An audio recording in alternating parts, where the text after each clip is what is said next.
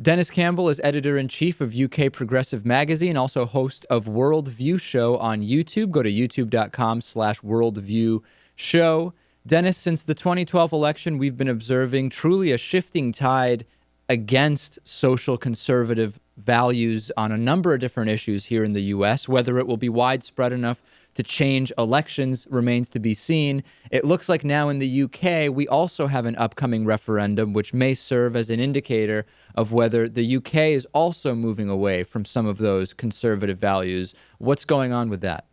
Well, the basic difference between the UK and the US is that we have 5-year terms as opposed to the 4-year terms for the parliament, or actually 2-year terms for members of the representatives of the House of Representatives. So coming up by May of 2015, I think it's set for the 5th or something of May, there will be an election in this country if something major doesn't happen and Parliament is dissolved sooner than that. So what you're beginning to see now is the initial stages of the election campaign beginning to take shape. So do we see, what evidence can we look at that might suggest that the positions of the Tories are falling out of favor?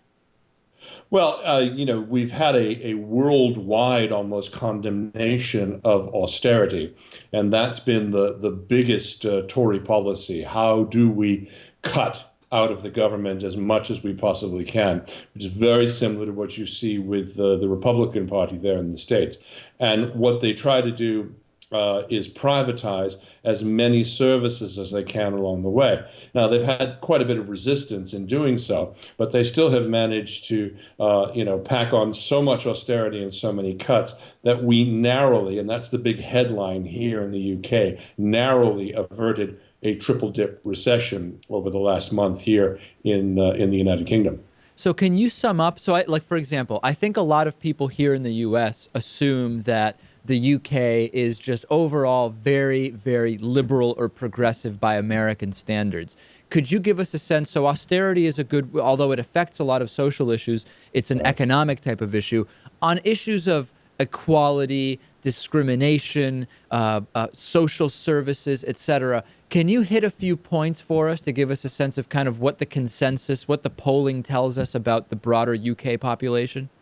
Well, absolutely. The biggest issue that's on the table right now are reforms, put that in quotations, to the National Health Service, which is our crown jewel of healthcare. It's the one that pretty much everybody in the world looks towards. And, this is the biggest problem we've seen. They are, again, privatizing a lot of the services at the GP level. Now, the GP is the general practitioner. That's your house doctor, your family doctor. That's the person to whom you go where most of your records are stored, but that's sort of like the first entry point into the system. So if you have an illness, unless it's very acute and life-threatening, you go to your GP. What they've done is they've privatized all of these GPs into very large groups in an effort to, quote unquote, again, cut costs. But what we're seeing now is that a lot of people are making a lot of money, just as you see with attempts with Obamacare to streamline services. Those that are there, the beneficiaries of those streamlined services, make a lot of money. And a lot of people are seeing longer waiting times, longer queues at accident and emergency rooms, casualty centers. So it's really beginning to take effect here, and people are not liking it one bit. So let's focus on that healthcare thing. So here in the U.S., Sure. for example, we have, as you know, of course, a for-profit healthcare system. It's employer-based in most cases. Massachusetts has put together this alternative to that's been in place here. And then we have Obamacare, the Affordable Care Act, which will put in some more of these government-organized systems people can buy into. And on the public opinion side, when you ask people fairly, do you believe the government has a responsibility to provide some basic level of health care to everybody? You get about 2/3 to 70% saying, yes, I believe that's the case. And we know because of lobbying and other influence why single payer is not really on the table. You've just told us about in the UK some of the privatization that's been going on. Now compare it to broader public opinion of what people would like.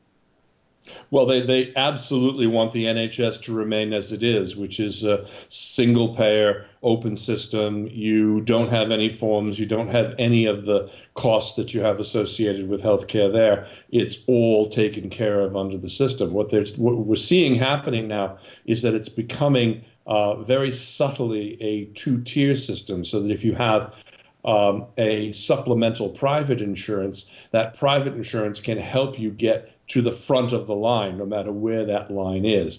And what the worry is that, of course, that for those who don't have, a lot of the resources are going to be diverted away to those who can pay for services.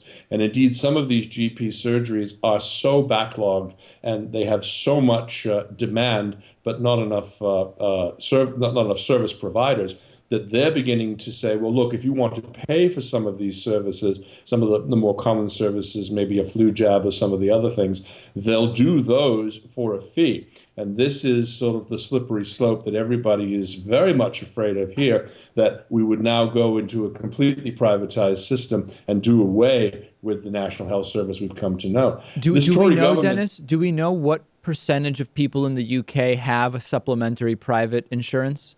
It's very low. It's very low. And it's typically an employer offered benefit or something that individuals pay for on their own. I pay for a supplemental service, as a member of a journalist union. We get slightly reduced rates, but it's still a hefty bill each month. But I like having the security and the knowledge of knowing that if an issue comes up, we can get to treatment and not have to wait for 3 or 4 months on some of these waiting lists. And we know that we'd get right to the front of the line because we do have that. So that's interesting. So even though, of course, you've been a strong advocate of the national health system, you still believe that the situation is such that because you can afford it, it's worth having this supplemental for you. For me, it is. I mean, and other people do feel that way. It's not universally felt. I mean, I have to tell you that if you have an acute situation, you go right to the head of the line. You're well taken care of by the National Health Service. But for the elective situations, a situation recently with my youngest daughter that we felt needed a bit more immediate attention than the 4-month wait we would have, we were able to, inside of 2 weeks, get an appointment. That cost me £150, about $225 out of my pocket, but it was worth it at the time to solve the issue that was presenting itself. Right. I mean, it's interesting because even with private insurance, the insurance we have here in the U.S., it still took me 4 months just to get an eye exam, a standard eye exam. It still took 4 months, and that was after calling around to 5 different doctors. So that's interesting because a lot of people criticize, well, look, it takes 4 months there if you have the government plan, so to speak, but it can take 4 months here with a private plan too. Well, and I do understand that we have a different priority here. It's a relatively polite society. So you're not going to see a lot of people banging on the table or banging on the counter saying, take care of me now, damn it, which is, I see a lot of that in the United States. What I tend to see here is that people expect a reasonable wait to occur when you have situations. So if you and they don't mind if they know that, if they say the waiting list is 4 months long, you know that in 4 months you're going to have an appointment, you're going to have it taken care of. So for most people, it's like, okay, I can wait because it's not that acute. I have to tell you, when my retina detached 6 years ago, I knocked 2 people off of the surgery for that day because my eyesight was at stake. And that's the way the system works. And most people don't complain. They say, hey, we've had an emergency case come in. We've tried our best. You'll have to come back tomorrow or the next day for your surgery. Most people are okay with that. All right, Denis Campbell, it's going to be interesting to watch what happens. We will definitely be following up with you. And give us a sense of what's coming up today on Worldview. Well, we have an amazing guest coming in, the author of the book Salt, Sugar, Fat, Michael Moss, the New York Times investigative journalist, will be joining us. And we also have tomorrow night a woman here, Dr. West Marland, who has run rape crisis centers. We're going to be looking at the Indian rape crisis from the perspective not just of what can we do to help women, but how can we teach men not to rape? So I'm looking forward to both of those interviews very much. YouTube.com/Worldview Show to subscribe free. Dennis, thank you as always, and we'll talk to you next week. Have a good weekend, guys.